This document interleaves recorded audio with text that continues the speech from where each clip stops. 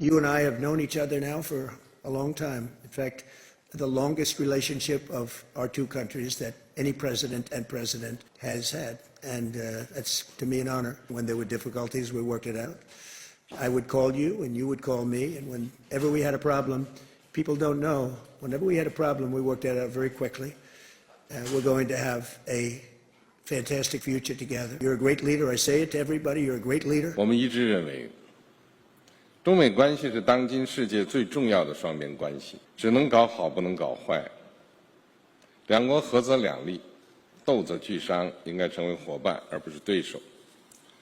我们同意构建中美建设性战略稳定关系，推动中美关系稳定、健康、可持续发展，为世界带来更多和平、繁荣、进步。 So there were plenty of pleasantries at the summit, but behind closed doors there were some points of contention between the two leaders. Donald Trump was very eager to keep the focus on trade and tech, but China made it clear its top priority is Taiwan. It was interesting to see that the very first thing Chinese state media reported out of that closed door meeting was that President Xi had told President Trump that if the Taiwan issue was managed well, then the US and China could have good relations. But he said if it's not managed well, then they could collide, or in his words, even come into conflict. The US is by far the single largest supplier of weapons to Taiwan, and we were expecting President Xi to use this meeting as an opportunity to pressure Donald Trump into either delaying or even diminishing future arms sales to Taiwan. So we're yet to see how Donald Trump will respond to that request if it was indeed made in that meeting, but we knew Taiwan, for its part, was going to be watching this meeting incredibly closely.